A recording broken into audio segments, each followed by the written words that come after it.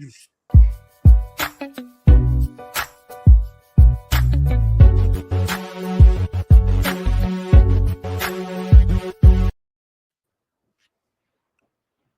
up, everybody? Welcome to the Homies Overtime. I'm your host, Brandon Harry, here with the host, the homies, Big G and Tate, Dog Fresh. What's up, fellas? And we just came off of a good episode of the Homies where it was AFC North centric, but we're going to have a good talk tonight about a lot of sports things. There's going to be some debate, man. So we need that live chatter jumping off from the live chat. And let's get it lit up over there like a Christmas tree tonight, man, with the comments going on for the show. We are a three-legged dog today. Pay is not joining us, and we weren't able to have a substitute like you guys did for me last week, but we push on. We'll get more input from Tate. We had to keep the the demographic numbers the same. Oh, one token. Got it. That's trash. That's garbage. Token. Yeah. Hold on. Let me go in here and change this. What you changing? We'll just update this right here. Okay. There we go. That's better. Token. You put token on the thing. Token on the name tag there. All right, what you got? That sounds like some Emmanuel Acho stuff, B Dirt. Hey man, it went there. I'm just gonna lean into it. I don't care. I played a part. Not my first time. Not my first time being the only one lacking pigment on the court. I'm just say that. I grew up playing at Bradford Center. It's good. Big facts. Big facts. Getting in jumpers. Before we get into some nitty gritty of the sports world going on right now, Madden curse. Yeah. Do you believe in it? Is it a real thing? Is it just coincidence? Is it just, I don't know. There's a lot going on here. Tate, what's your take on this? You think the Madden curse is real? I don't believe in curses, B Dirt. I know Christian McCaffrey's on there. He probably have a great season. I'm not a big believer, and I know some guys had some uneventful things happen right after they were on the Madden cover, but I don't know that's because they were on the Madden cover. Is my thought. So I think it's a real thing. Superstitious Big G. Yeah, I think it's a real thing. I think, and the reason why is that what happens, not every time, but most of the time, if you appear on the cover of the Madden football game, right, normally you have a down year or an injury year. I think there's only been like one or two times where the guy that was on the cover of the game went on to do some great things that season. That's not by accident. Right, that's not by accident. It could just be because of pressure on a particular play. Because think about it. In order for you to get on the cover of Madden, you really got to be a dog. Like you can go all the way back to the original Madden game, B-Dirt, and like everybody that's been on that cover has been a dog. There's been no suspect scrubs on that cover. So that's why I don't know if it's because you're trying to push and put yourself in position and you want to be like, okay, the one. But McCaffrey believes he's the one. So he might be the one that officially like puts it to bed. There's no more such thing as the Madden curse. And we're going to push and move forward. He might be the one. Because right now, he's the best running back in football. I think probably, would you guys say if fantasy football season started today, he would be the number one guy you picked? I don't think there's any doubt in that. Gotta be. Yeah, yeah. I mean, I picked him first last year, so okay. I'm going to say yes. I got a list. You see, Madden 18 cover, Tom Brady went 13-3, 45, 77 passing yards, 66% completion, 32 tutties, and 8. So all the players that seem to do well are the quarterbacks. Lamar Jackson didn't have no. In 20, Madden 21, he had a good season. Yeah. So I think the curse kicked in with Dante Culpepper in 2002 because he missed 5 games, and then 2000, Falk missed 8 games, and then 2004, Mike Viss missed 11 games, and in 2006, Donovan McNabb missed 7 games, and then Sean Alexander in 2007 missed 6, and Troy Polamalu on the cover missed 11, and I mean it's been a lot of guys missing a lot of games, bro. Quadfather said McCaffrey has an injury history, but I wouldn't have taken that cover. I wouldn't either. Listen, I don't believe in curses. I can't say that I'm 100% not superstitious, but I don't believe in curses like that. But if you listen to Pay Dirt, you know I do believe in probabilities. Yeah. So, you know, probabilities say that it'll be a down year for whoever's on this cover, aka Christian McCaffrey. Probabilities also say the Steelers are going to have a winning season. I might bet on both those things. Are you still going to take, if you get the number 1 pick, are you going to take McCaffrey number 1? I'm going to think twice now. Tate? I'm going to think twice. If you get the number 1 pick, you taking McCaffrey number 1? You talking about fantasy football? Yep. I'm taking the Steelers defense. Let's stop it. We're gonna roll you, son. That's a big cap. That's a big cap. He ain't taking Pittsburgh defense first. Stop it. Come on, Tate. I'll bet you an hour corner time right now that you ain't gonna take the Steelers defense number 1. I'll bet it right now. You ain't doing it. He's falling in the first round, right? I'm talking about with the first pick. I'm not had the first pick. So you're saying you're saying at pick 5 or 6 you're going to take the Steelers defense in the first round? Steelers defense. I bet you corner time right now. I bet you a whole hour corner time right now.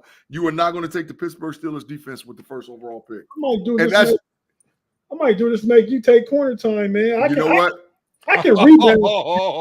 I'll take that. I'll take that because that'll cook you in fantasy football. I appreciate the pettiness in that response, Tate. I really do. Yeah, I can rebound from that. I picked no way. Last year's number 1 overall pick.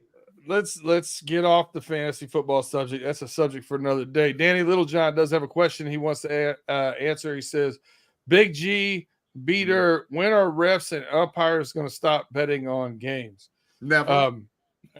Go ahead, Beater. Danny, I'm not real sure why you left Tate out of this. He probably has some really good insight on it. I'm not a ref and I don't bet on games. What are we talking about? But listen, you bet on I listened to you talking about betting your barber. Come on now. You bet on games with whoever walks by. Whatever way the breeze goes, forget, Peter. Whatever way the breeze goes. We met each other gambling. That's how we met, Tate. We did. I got him in the betting corner time, so he's betting all over the place now, boy. He bet anything. I'll say this. People have been doing dumb things since the beginning of time. You know what I mean?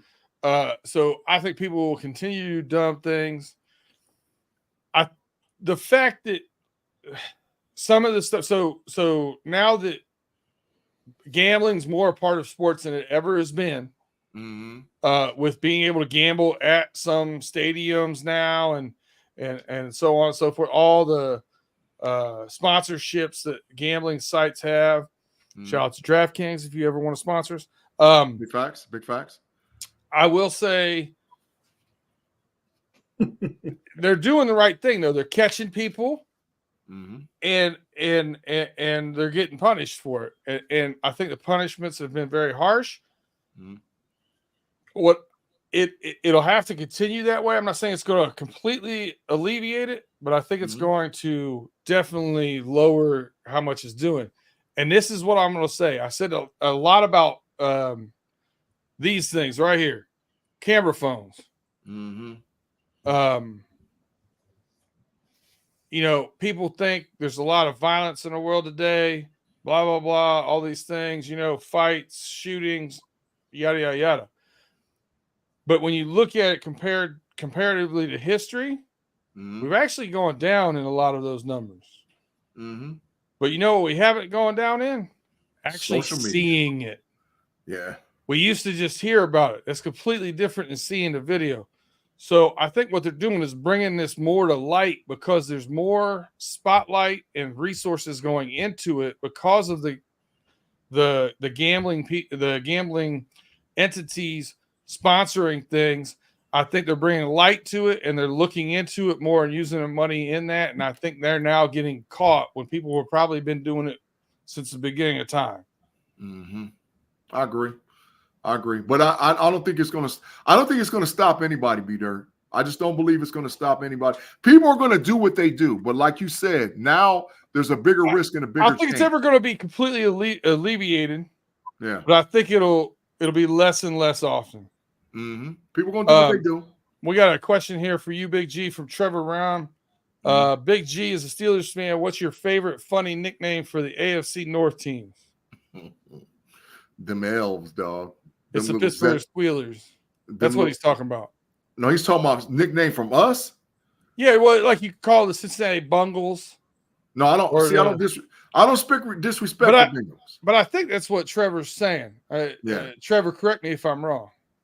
I'll be talking about them little elves. He's asking out of all teams. I like the Ratbirds at all of them. Yeah, I like that Ratbird to call them rat. I can't stand Baltimore. So I don't like the Ratbirds, but them little elves. Get the little elves. I'm trying to get it started with the Keebler Browns. I'm with it. You know what I mean? I'm with it. Let's just call them. They already calling the mistake by the lake, so let's just call them Big Trash. I like it. Rolls off my tongue so well. Big Trash Brownies. Let's call them that, bro. Forever. Big Trash Brownies rolls off your tongue. Just rolls off my tongue, bro. Rolls off. Freaky Friday. Big facts. Big facts. Woohoo! Hey now. No, Tate, dang the phone. That's great. That's great imaging, Tate.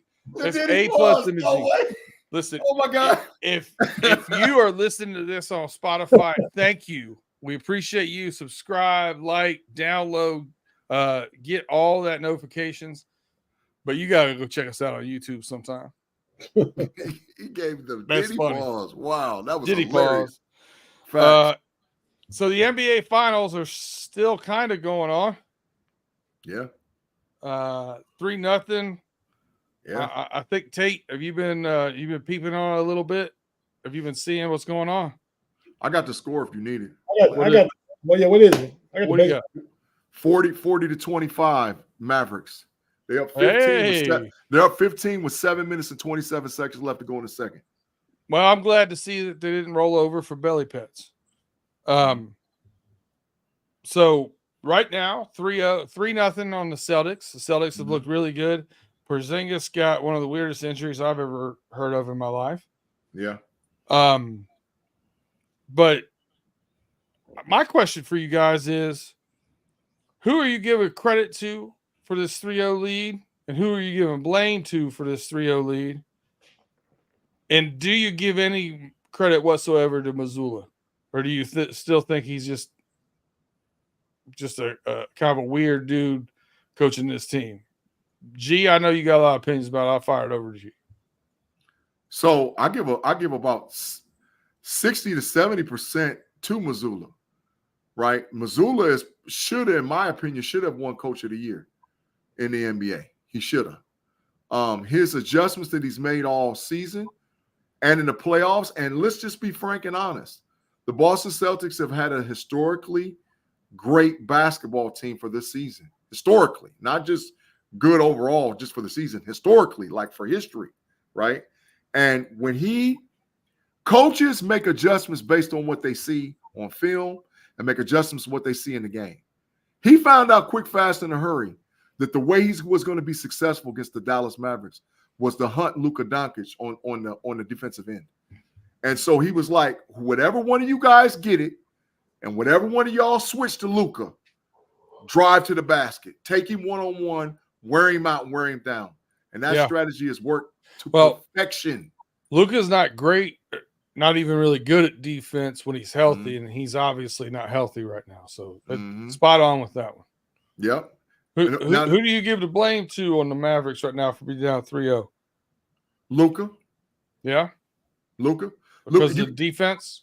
Well, yeah, that, and you can't listen, if you're going to shine when it's time, when it's bad, you take the hit. You're the leader.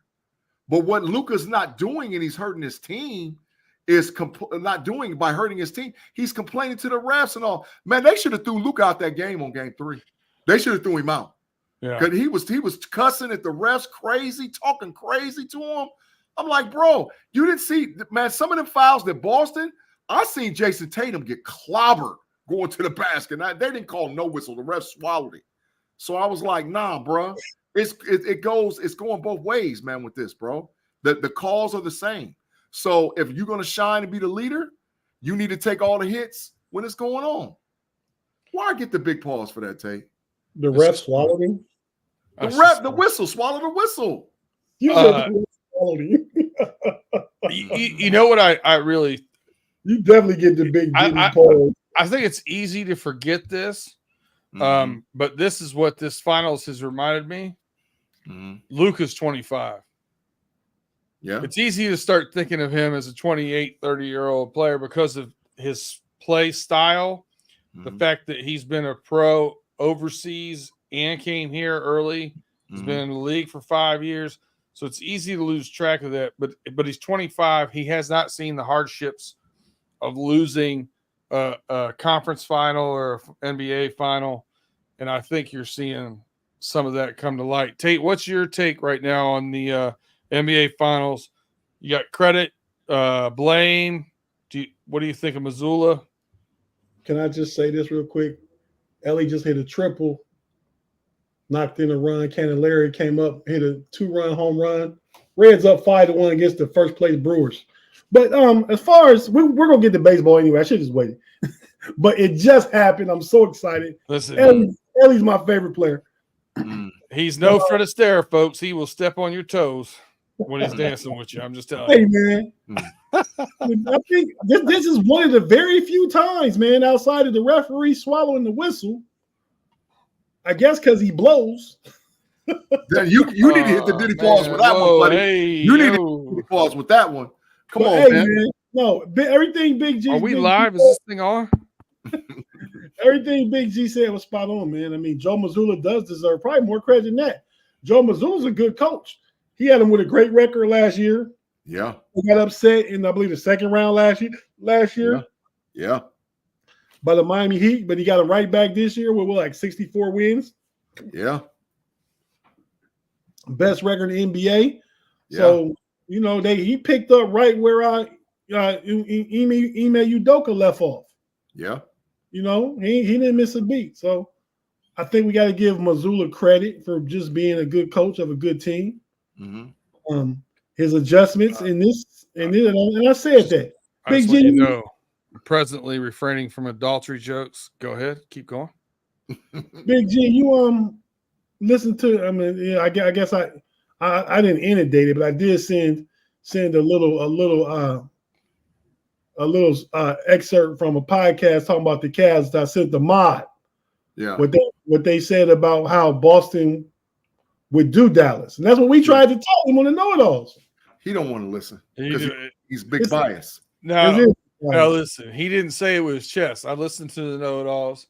He wasn't willing to bet not a minute of corner time, not a dollar of cash. Because he's trash. Nothing behind his take. Because his take was biased and trash. That's why he didn't do it. He knew it. Hey, bro. Go ahead, Tate. I'm sorry. I'm just gonna say the matchup is just bad for Boston for Dallas because Boston has 3 on-ball defenders, and that's more than the 2 people Dallas has is Luka and Kyrie. And they were worried. They got 3. I thought they got 4, Tate. I think they got 4. Well, but I'm talking about Drew Holiday, Derek White, and Jaylen Brown. Tatum plays defense too. Who? Tatum. He plays defense, but he's not an on-ball stopper. All them guys are on-ball stoppers. I agree. But Tatum's long. He can make it hard on you, but big ball.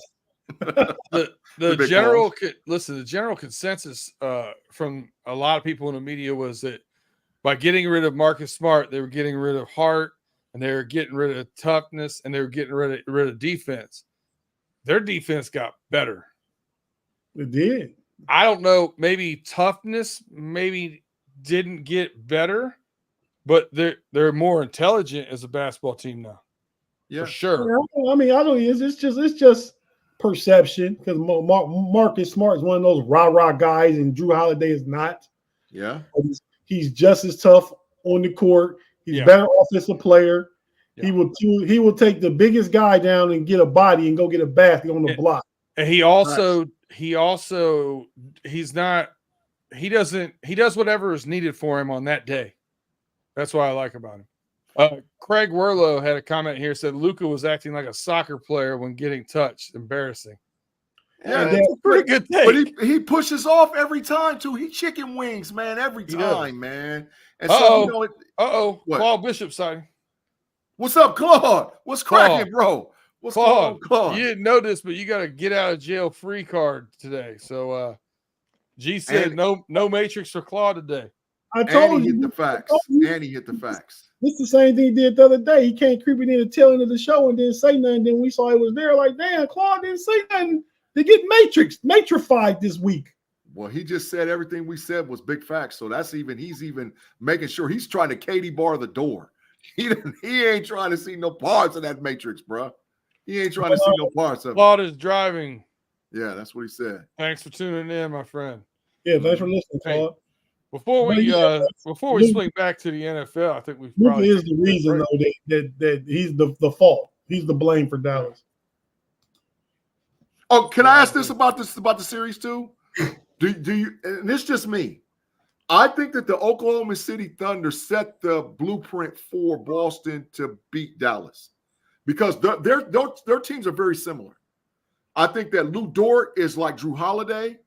I think Shea is like either Brown or Tatum, and I think Chet Holmgren is a less version of Porzingis or Hartford. I think they're similar, and I think they. Yeah, OKC. No. They did. Like you ordered the Boston Celtics off of Temu. Next. Yeah, Big T. They're not. Celtics are better. I'm saying they're a better version of them. I don't think there was I don't think that's it. I don't think that's what they did at all. I don't either. And I feel like you even said something about they looked better on defense. The national media said that the Mavs looked better on defense last matchup against OKC. They did. The fact is they don't match up defensively with this team.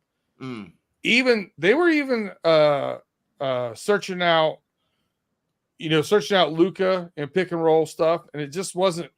They were able to defend it. You know what's funny is I watched in game one.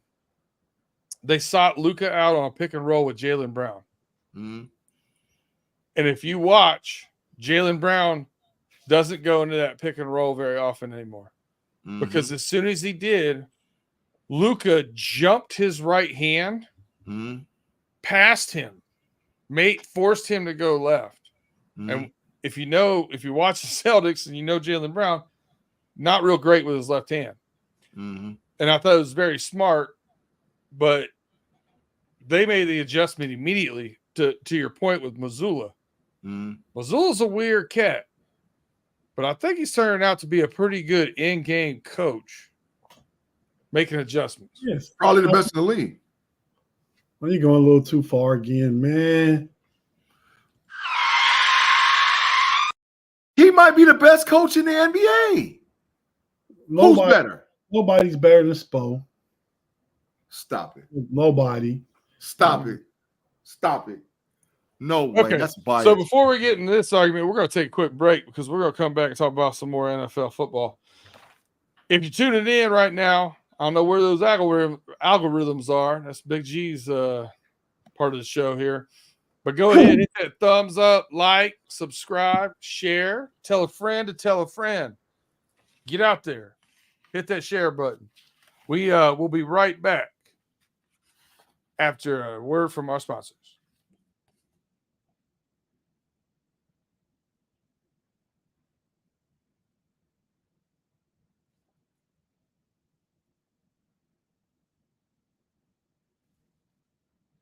Welcome back to the homies overtime. You've got 3/4 of the crew in full effect, and we are going to switch back over to the NFL mini camps. Wait, B-Dirt. It looks like a 37 watching, 28 likes, so that ratio is a little bit better. Yeah. I'd like to have more watching, but I like the ratio. Good job on the ratio. I got 65 watching. Oh, you can see it more than I. Well, 65 and 29 likes. Well, that's not your half. No, not yet. But B-Dirt got what he wanted. Yeah, big facts. We're getting there. Yeah. Let's talk about NFL minicamp workloads because we got some interesting things going on in the league. Mm-hmm. We'll start off with the Jets. After being at OTAs, Aaron Rodgers just said, "Nah, I don't want to do minicamp. I got some other stuff I'd rather do." Doesn't sound like the coaching staff's too happy about it. We got Joe Burrow at Cincinnati taking some time, not doing some stuff. We got a lot of guys throughout the league not really participating in OTA or in minicamp after OTAs in minicamp. Some of them not showing up at all. Some of them getting fined. Some of them just doing walkthroughs. Mm. I'm interested in what you guys think about this for off-season programs, how the teams are going, how they're building. And is this any part of the big picture where the NFL wants to go to 18 games with only 2 preseason games and not 3 preseason games? Like, how does any of that fit in? Tate, I'll throw it over to you. Mm. What do you think NFL minicamp workloads? Any big deal? No deal? What do you think about it? No big deal. They're just out there in shorts and jerseys. You know what I mean? It's not no stress. They do a lot of installs, getting plays put in. You're getting to build rapport with the new guys. The rookies and the free agents, the new people to your team. So I don't think it's any problem with it, but I do think that they will be transitioning to an 18-game schedule. Facts. Maybe as soon as next year. Whenever the contract is up. When is the contract the CBA up? I think it's up 2025, 2026. So I think they got to go at least 2 years. Tate will look it up to verify it. But B-Dirt, I got an issue. With it. I want to tell Aaron Rodgers to get to taking a lap. Aaron Rodgers. Because you played 6 plays last year. March 2031, so it's a while. Oh yeah. Yeah, it started ratified in 2020 and runs through the 2030 season. Oh yeah, they got a long time. Players ain't moving on that unless they break them off a lot of bread. Yeah. They hire that percentage, they can get them to move it again. But go ahead, G. Sorry.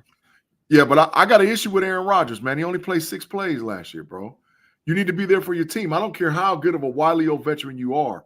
Having camaraderie through OTAs and because it is called mandatory minicamp. Starting with the word. Oh, he's getting fined. Mandatory, correct.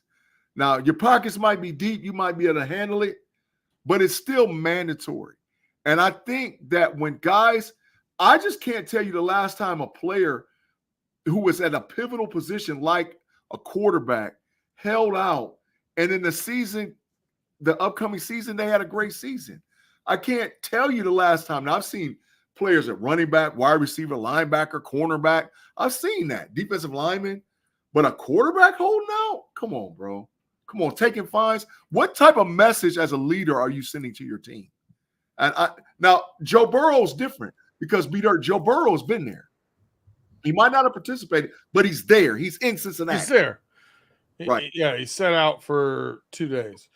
Yeah. I agree. And it's also like we've all played sports. There's something to team building and camaraderie and that brotherhood and working hard for that person next to you. The Dallas got CD Lamb out. Trash. Browns got Amari Cooper out. Garbage. The Jets also have Hassan Reddick out. We all know about Brandon Ayuk. They traded for him because he let Philly got rid of him because he wanted the contract. The Jets traded for him. Hassan Reddick we're talking about and hadn't gave him a contract yet. That's facts.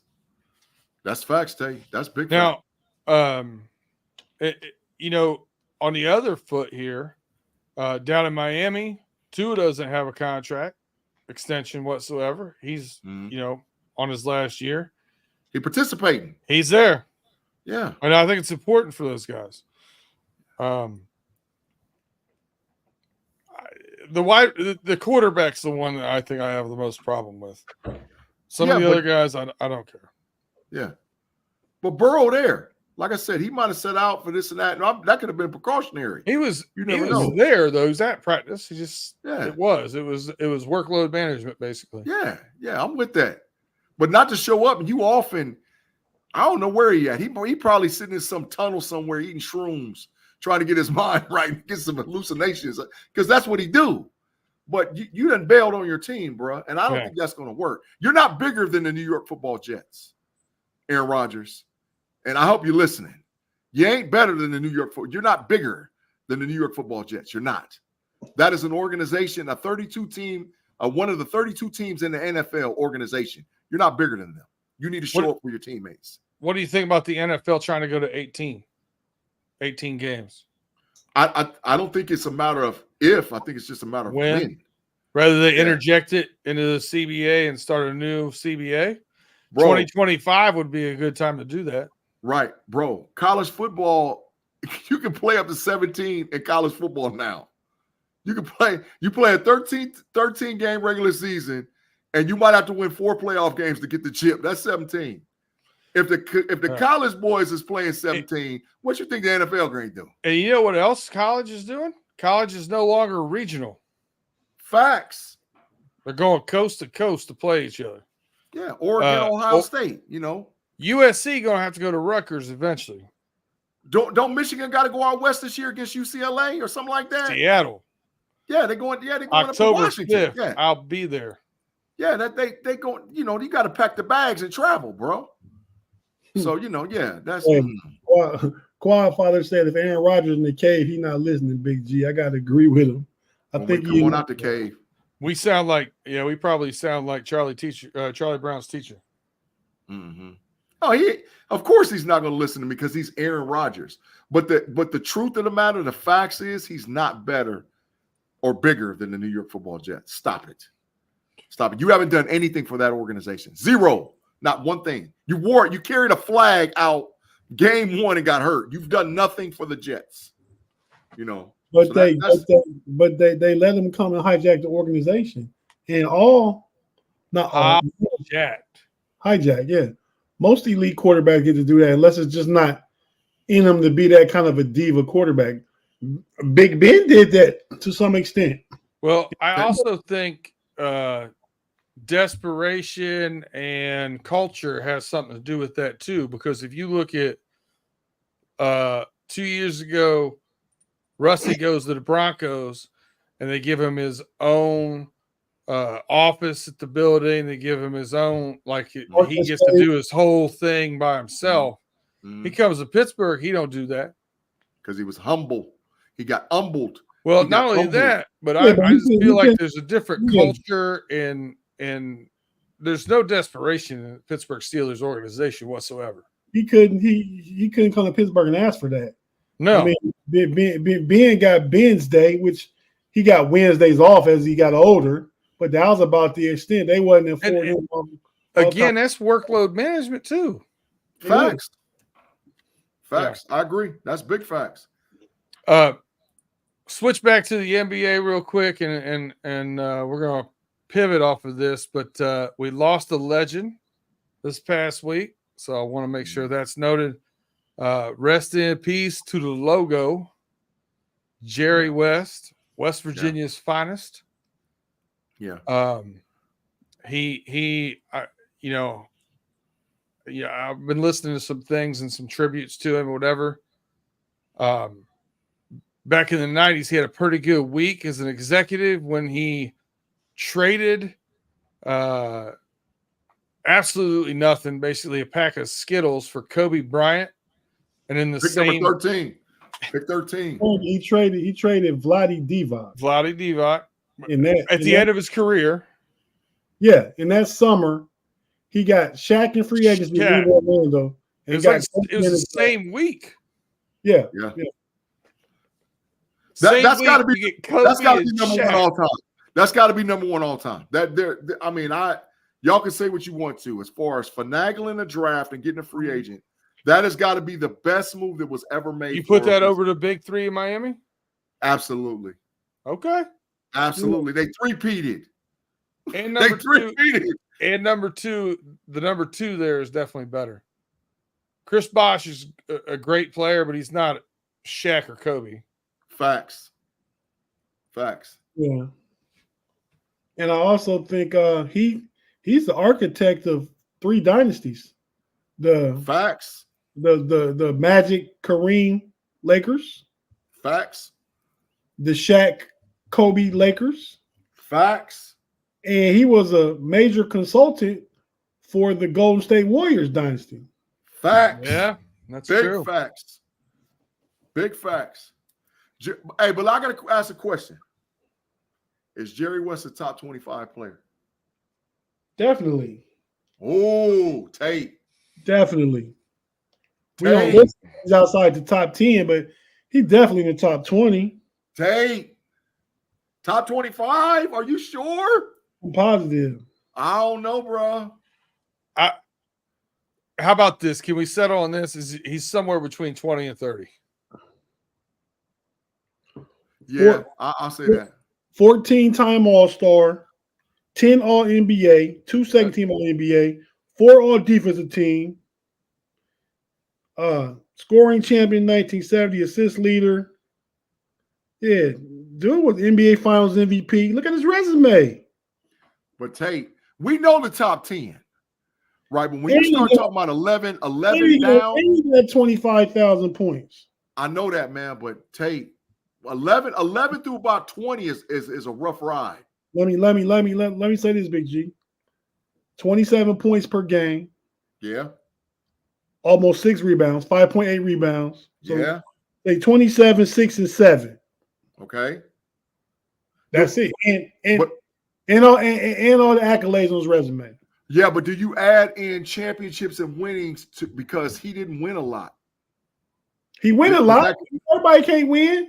I'm just saying, but do you add that into the equation when you start talking about top 25? That's validation. He got one. He got one at the end of the ride. He got one. He got one in 72. The end of the ride. How about this? 27.1, 7.5 rebounds, 7.4 assists. I mean, I'm feeling it. What you say, B-Dirt? 27.1 points, 7.5 rebounds, and 7.4 assists. Who is that? LBJ. West. Oh, yeah. See? You're saying the numbers are similar. I get that. I understand that. But I didn't realize it was that close. I'm gonna take it back. You're right. He top 25. Yeah. Man. Easy. I guess there's no difference between 25 and 30. I'll say between 20 and 30, right? yeah. That's without a 3-point line, right? Yeah. And he was a good shooter. He was a good shooter. Yeah. So so Jerry West, will we agree? Hall of Famer, basketball. Facts. Hall of Famer as an executive, right? Facts. Yep. Facts. Who's probably the only person in the NFL could say the same thing? Ozzie Newsome. There you go, Yep. B-Dirt. Mm-hmm. Now Jerry West was a much greater player in basketball than Ozzie Newsome was in football. But Ozzie was still really, really good. Really, really good. Yeah. It was a little before his time. I would like to see him play in today's league the way they use the tight end more. Oh, Ozzie would have been.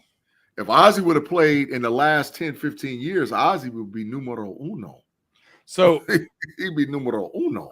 I want to know on the lighter side of this, well, not really the lighter side, but on a different spin on this. I sent this out to you guys. Can you name an athlete or a celebrity that their passing really kind of affected you a little bit, made you think, made you really kind of mourn or put stuff in a different perspective? Kobe definitely right off the bat. When Kobe passed, that stung a little bit. Yeah. When Kobe passed, that stung. That stung a little bit for me personally. Ask the question again, Big G. I mean, B-Dirt. So, name an athlete or celebrity death that affected you the most. It could be a celebrity or an athlete, just somebody like of celebrity status. When they passed. I was grown when Kobe passed. I mean, that was like about 4 years ago. Yeah, it can be grown. I'm saying. Yeah. So because of that, I understand that tragedies happen, right? Mm-hmm. I feel like when you're younger, it hits you much more unexpectedly, and the thought of death, and you're young, and So I'm going back. I remember. I think it was April of '83. Marvin Gaye. Yeah. Ooh. Marvin Gaye. Shot by his father. Shot by his father. Yeah. That's crazy. Yeah. So you know another one that got me too? 87, man, when Len Bias died, man. That messed me up, bro. Yeah. When Len Bias, because that's like when I was really developing my passion, the love of basketball. When Len Bias died, I was like, man, what the heck? And then to find out that he only used cocaine that one time and it killed him, I was like, oh my God. Think about it, he used cocaine. You know what I mean? Yeah. To me, more so somebody like Hank Gathers died on the court playing in the game. And there's some good ones. Big. There's some good ones in the chat. T. Riley. I'm going to not act like you said Michael Jackson, but Prince. Yeah. That's a good one. Franco Harris. Quad Father said Derek Thomas. Tim Lyon said Pat Tillman. That's a even with Pat Tillman, it was in war. He was in the military. Yeah, but it was still tragic though. Soldiers die all the time. Is that any more tragic than Soldier Mr. X that we don't know? That's what I'm saying. Yeah, it is. Yeah, it is because the light shined on him. Was it more tragic? Well, it's not more tragic. It's just. I don't want. Listen, I also don't want to go down this rabbit hole. But if you research his death, it wasn't your average. That's right. It was like friendly fire type thing. So there's a lot behind the. I don't want to go into that, but that's a good. Go listen to podcasts about Pat Tillman's death. It's very interesting. Thurman Munson was one my father would have said. Jack Bauer.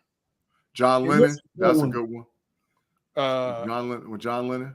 I'll tell you who mine was, because I actually had the pleasure to meet this gentleman. Broke bread with him, had a couple drinks, talked about life. I was dating a girl at the time that was going into the what do you call it? She was going to humanitarian things.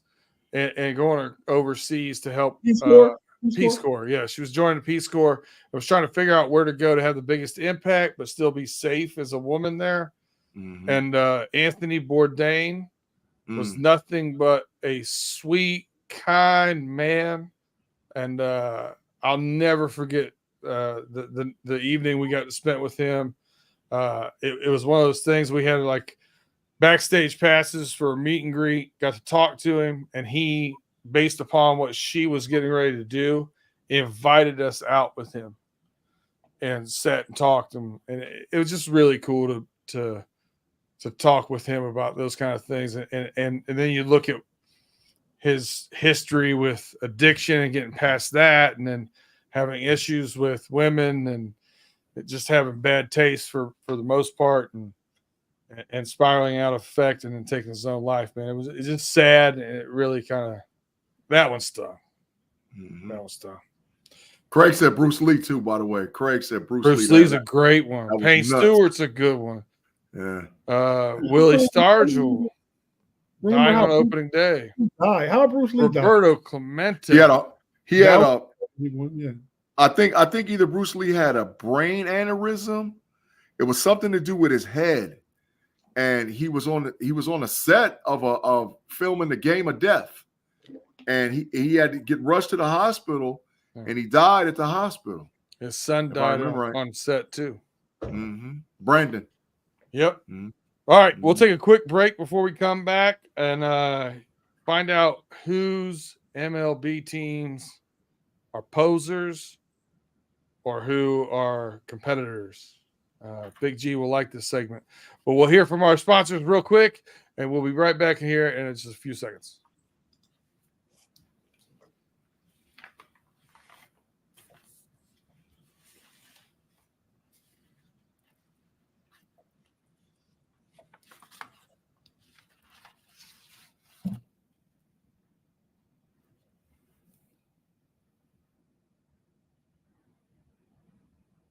B-Dirt, you ready to ride?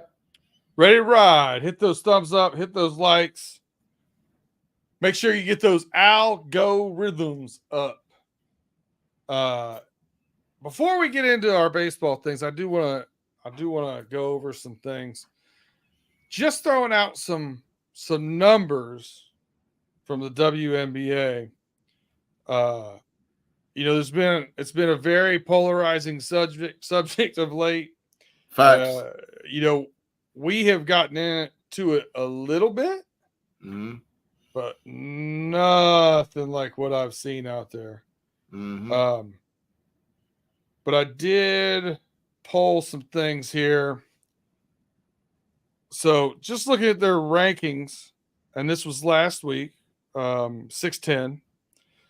Approximately 400,000 fans had attended games in person.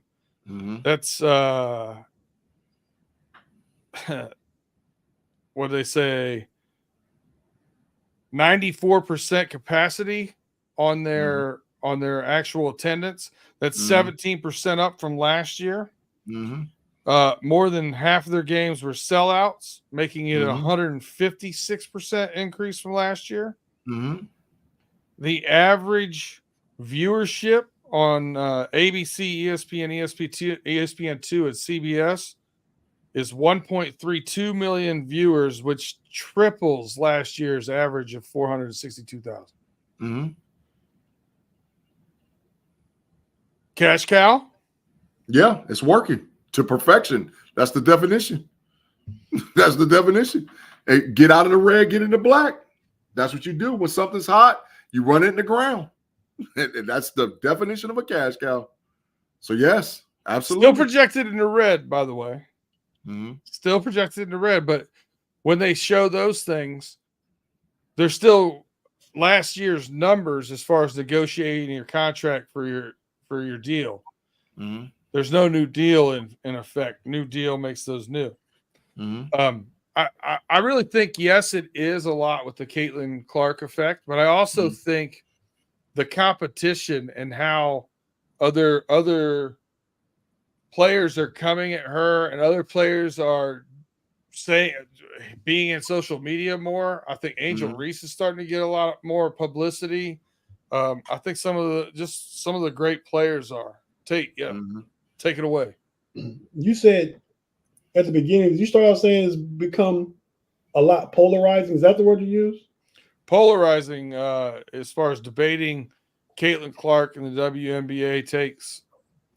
I think it's become very polarizing. Is it any difference than 40 years ago, 45 years with Magic and Bird? I think it's the same thing. It's just today's thing.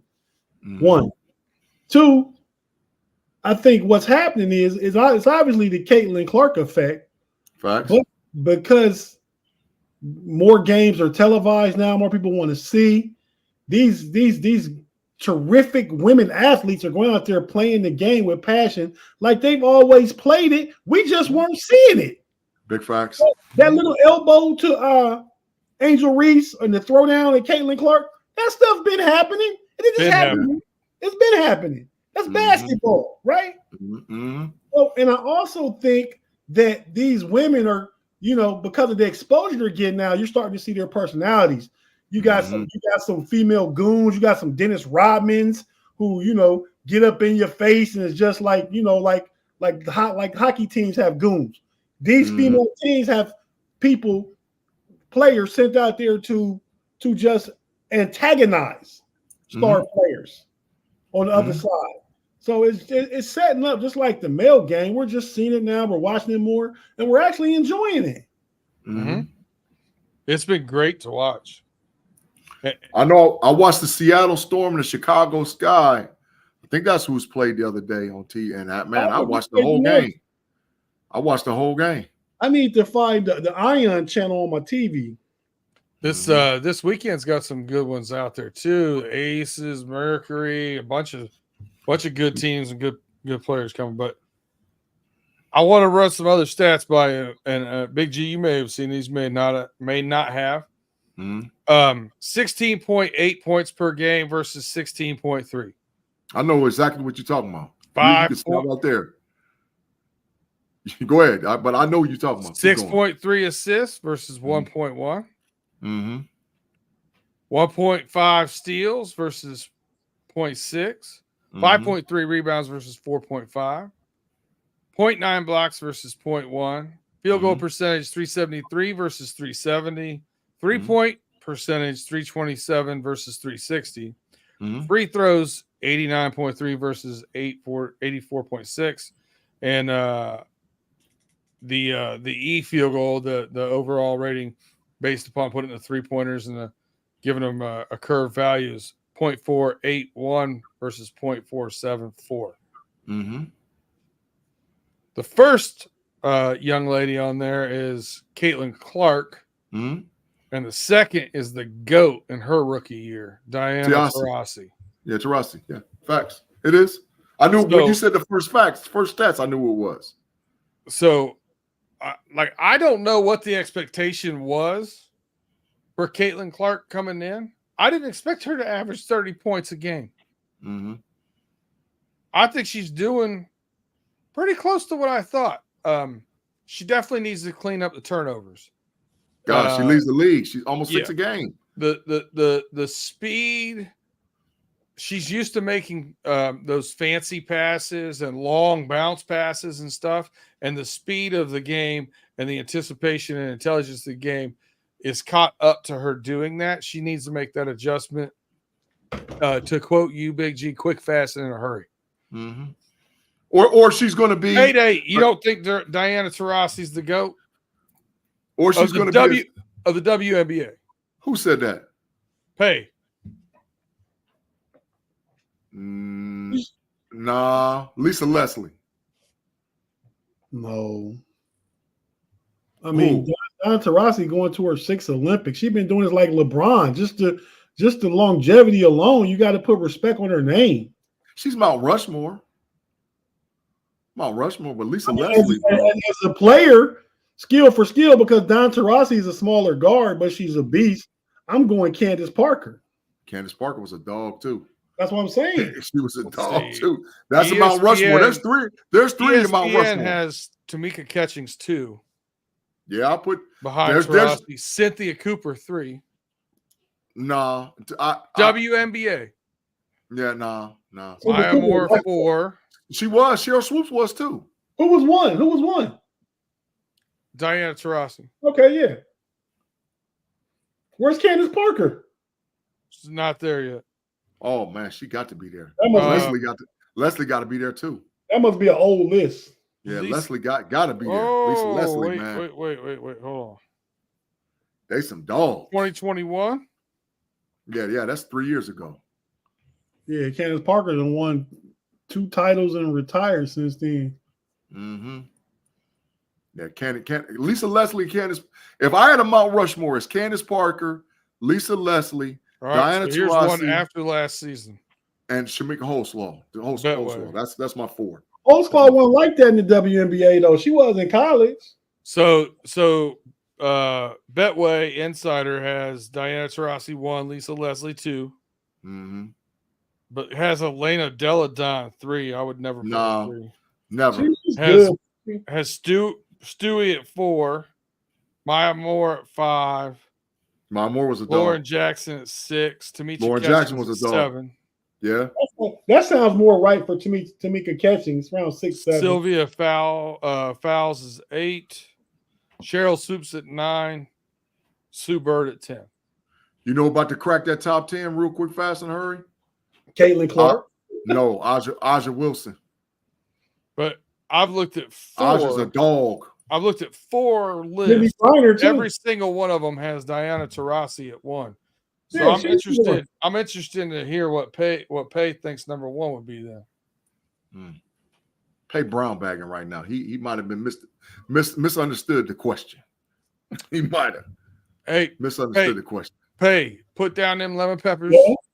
Hey, we all know you're vacationing at Magic City. The Pepper Steppers. What you said about Kobe, Tate? No, I thought that I actually thought that Johnny Gold thought that said Katie, because remember Katie Smith played for the Minnesota, played at Ohio State. She's really good too. Yeah, she's nice. From what? She was from local girl like Bluffton or someplace. Was she from? Mm-hmm. Somewhere between Findlay and Lima. Somewhere between there. She was a beast. Mm-hmm. All right. We will transition over to baseball to wrap this up. We know one team that does not seem to be a poser. The second best winning percentage in the Major League Baseball behind the Yankees at 46-22 for 676 winning percentage, your Philadelphia Phillies. No matter how bad their fans are, their team is good.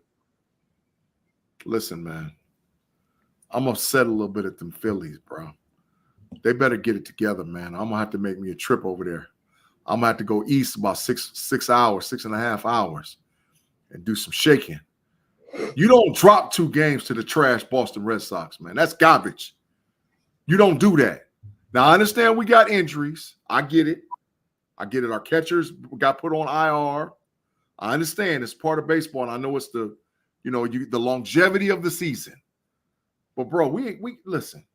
We don't drop no 2 games to no Boston Red Sox, bro. That's garbage. On national television, you drop 2. And you got smoked one of them. So the Phillies better wake up. Long season. You're doing good. Quadfather might have had a comment of the night. Hey, please take an Uber and have fun tonight. Facts. John Caldwell said, "Go Tigers." Thanks, John. Tate, put Tim back in the Matrix, Tate. Put him in right now. Put him in right now. He called my Phillies trash. You're definitely a contender.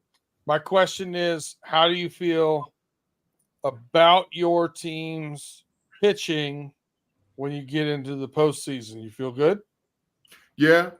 I like our rotation. I like our so in the postseason, you got to win 3 starters. Yeah. You got to win 4. You got to win 3 games or 4 games to get through, right?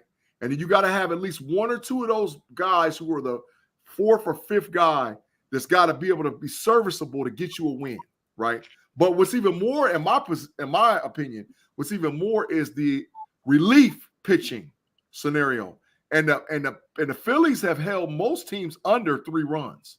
Like the Phillies was smoking teams and holding them under 3. These last couple of games, we was giving up 6 and 9. I was like, what's going on? Oh, our rotation is messed up because a couple of guys is hurt right now. But I feel great about our pitching, man.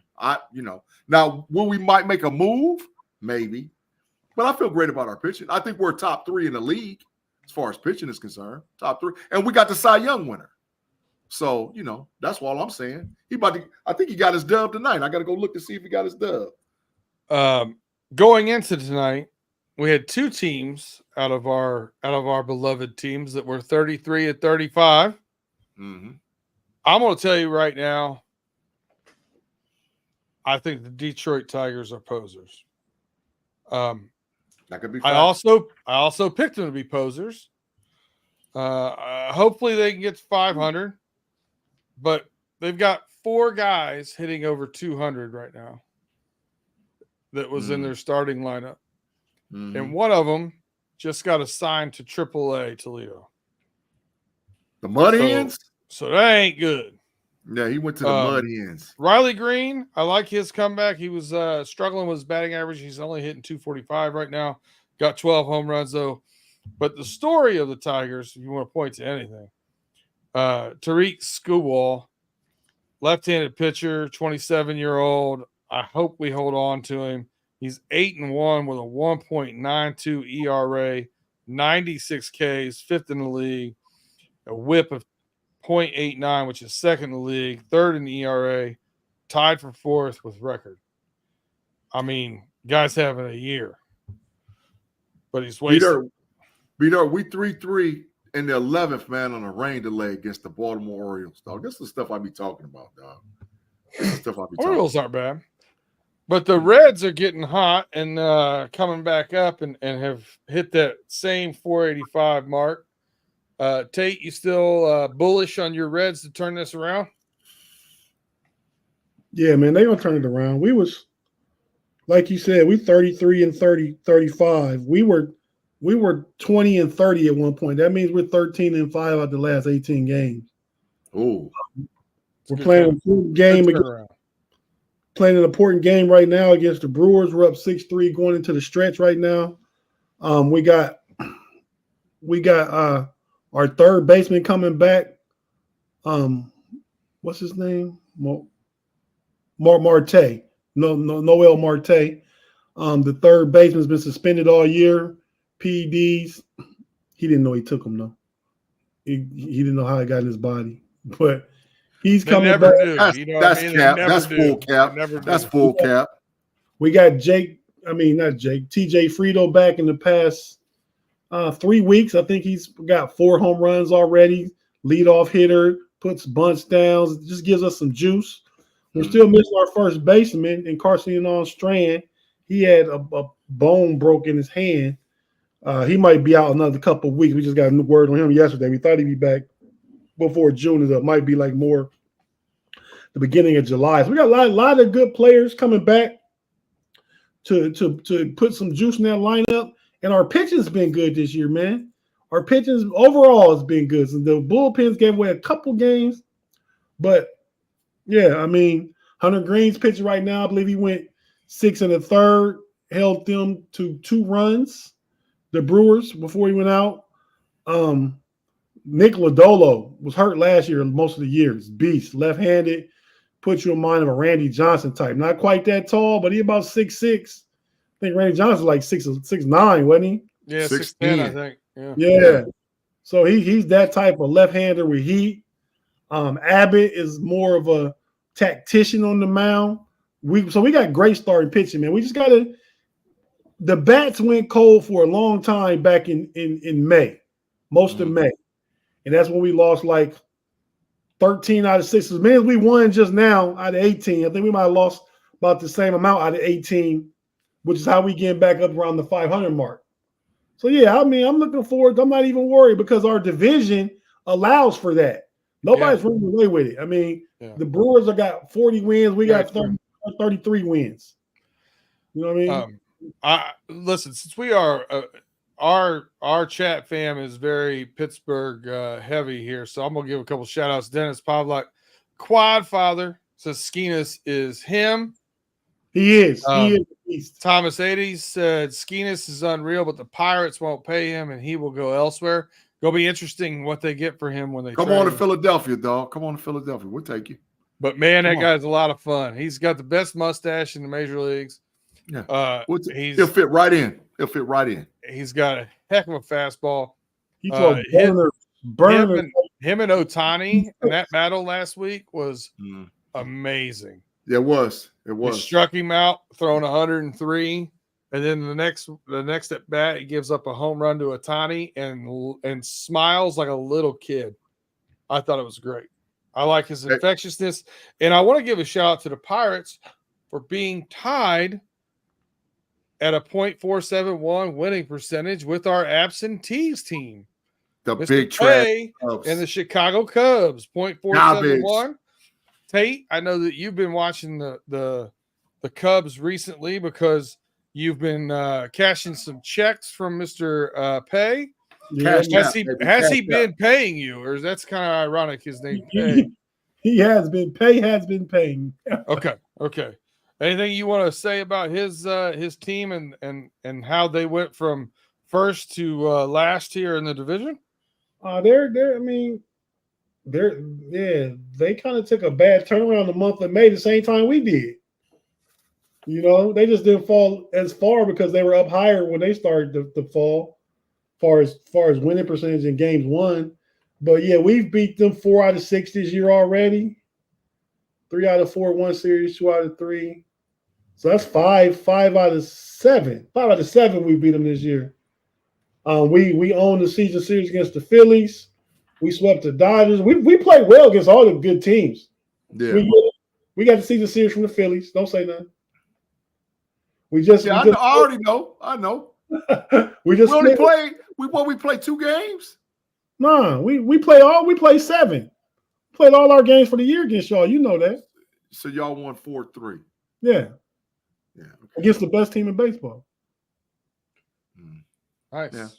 I'll give him credit. Well, hey, B-Dirt. Suarez had 6 in the third pitch tonight.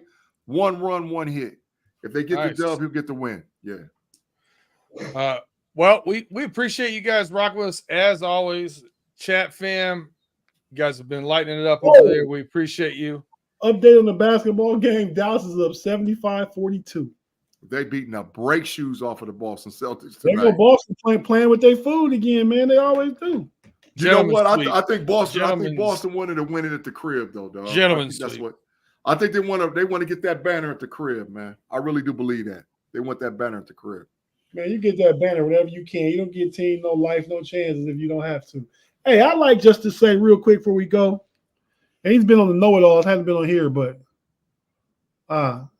Luther Atkinson, Mr. Luke, I call him. Mm-hmm. He's played in Negro League, played for Satchel Paige All-Stars. He's a Negro League Hall of Famer. They're having a game to honor all the new changes in the Negro League this Thursday on Fox in Birmingham, Alabama. I believe is it Rockwood, the oldest stadium in Yep. What's the name will be there? It's the oldest stadium. stadium. I think it's Lockwood, Tate. Yeah, it's something like that. Anyway, they're playing the Cardinals and the Giants are playing a game there Thursday evening, and they're going to honor all those guys. And Mr. Luke is somebody I see 3-4 times a week. Their Major League Baseball is flying him down there to Birmingham, putting them up, and a lot of other old players too that are still alive. Putting all these guys up, and they're going to have a ceremony out on the field before the beginning of the game. So you guys remember, I'll remind on Sunday and remind again on Wednesday. Check that out. Piece of Major League Baseball history, and like I said, somebody that I revere and respect that I've known about the past 5 or 6 years, and just support the game, support Mr. Luke. Listen, I was just going to thank everybody for tuning in. Tell them to hit that like button. I was going to throw it over for you for Tate's last take. But you done stepped on my shoes again. But it's okay. That was a great take. I appreciate that. Big G, you got a burner you want to set us on fire with? Nah, I don't want no burner tonight, man. I just want to shine some light, a little bit of light on a podcast that I do that's growing. The Level Up College Football Podcast, man. We are so close to college football season. And this last week, we had a great podcast, man. So if you guys want to search us out, check me out on Fans First Sports Network, Level Up College Football Podcast with me and Andy P. Like, we got 8 weeks to go. This week, we actually start our preview.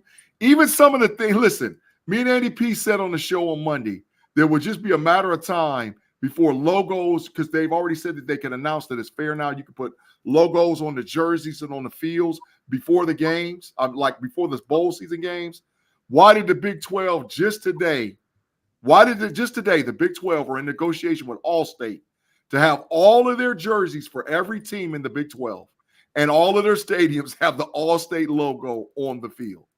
So Andy P got a little G-Stradamus in him too, bro. He sees stuff way out just like I do, man. And so, yeah, absolutely, man. Check out the Level Up Podcast on Fans First Sports Network. And don't forget to check out the Know It Alls Podcast on Sunday with me, Mod, and Tate Boy Fresh, man. Yeah, go ahead, Tate. I like the Level Up Podcast, man. It's good stuff, man. Big G. Appreciate it, man.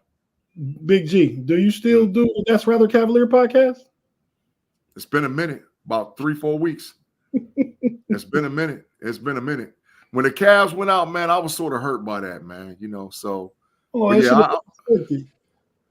was sort of hurt by that. But I'll be back I'm back in effect, man. We almost to the draft, so we gotta crank it up.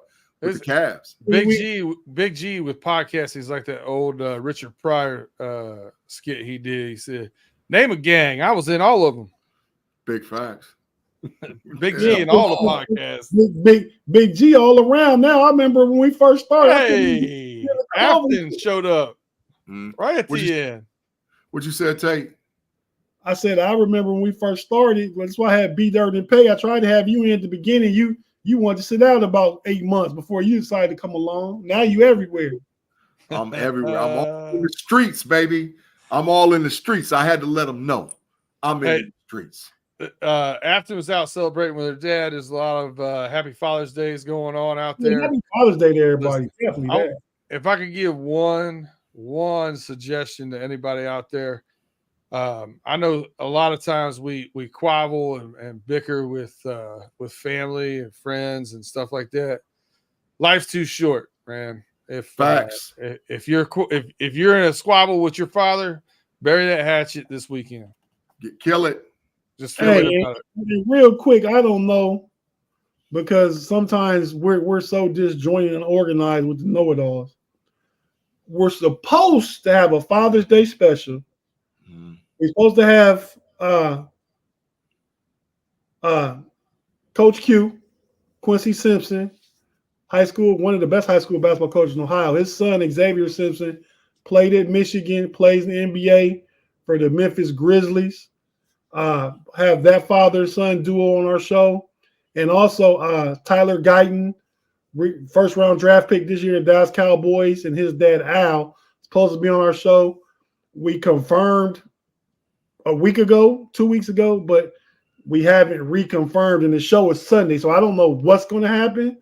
But if everything goes as previously planned, we have that for you guys to come check out on Very cool Father's Day. Know-it-alls. Very cool. And now that we got the sentimental stuff out of the way, I got somebody to do dirty. As a matter of fact, I got a lot of people to do dirty. Oh, God. A whole lot of people. Oh, God. You know what? A whole ass country. Hey, Canada. Talking to you. 1993. The Montreal Canadiens were the last hockey team to hoist the Stanley Cup on behalf of the country of Canada. And they're down 3-0, Edmonton Oilers are, to the Florida Panthers. Not only has America taken hockey and the Stanley Cup into our grasp, even though most of that team is from Canada,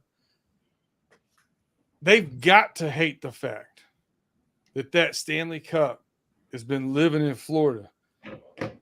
If they hold on to this 3-0 and win it, that'll be 3 out of the last 6 years, 2 in Tampa, 1 in outside of Miami, that will be in Florida, and a 4th, if you count the Vegas Knights. There's 4 places in the United States where you can't freeze ice outside anywhere. Vegas, Florida. They ain't getting no snow. They ain't getting no nothing. And they've taken hockey from Canada. Canada hasn't won a single Stanley Cup since 1993. This is embarrassing, man. Embarrassing. Canada done dirty. Hey, but you know what they might get their revenge with? The Olympic gold in basketball. They got a solid team. They got a solid team. Bet corner time right now. Hey, you know what? Check us out next week, because Big G is running the overtime next week, so you will see him talking about that. I'm taking next week off, so I won't have to deal with this. I will mark down the bets though. We got to get Noah back. We got to get the WBOY. He's a WBOR, white boy on reserve. Hey, B Dirt, they be talking about bringing the righty, No. bringing the righty, bringing the righty, bringing the lefty, bring him in, bring him in. Time to bring in the reliever. After Pay will be back. So Pay will be back next week. So my mother will watch next week. She probably did not watch this week since Pay wasn't here. That's biased. She'll be back. Biased. That's biased. Hi, Miss Darlene. That's biased. You might as well save that for next week. She's gonna be watching when Pay's on. Bias. She probably turned it on, saw no Pay, clicked it on. So does she watch Pay for his guns? No, she just likes listening to him. Says he's the intelligent one. Just because he's the most quiet one, I mean the most intelligent one. Yeah, well, he's the most even keel, and I think she likes that. Oh yeah, I will give him that. But she beat her when we hooked up and went to the restaurant. She seemed to like me a lot, man. Yeah, no, she's a liar. No, I'm kidding. I'm playing. Dang, Mom. She great. She great. Yeah, Mom was cool with the thing. Yeah, no, man. she liked you. She just doesn't like you on the show as much as she does Pay. She doesn't like me on the show as much as she does Pay. Like, that's bias. As long as Pay stays out of the wheel, I don't mind. Facts. She probably took me out the mix because she's known me the longest. Well, and she got a soft spot for Val too. Yeah. She has to. Well, because she got my dad through cracking crabs. Oh yeah. But hey, listen, we're way over time. We appreciate you guys rocking with us, hanging in to the very end, still getting comments.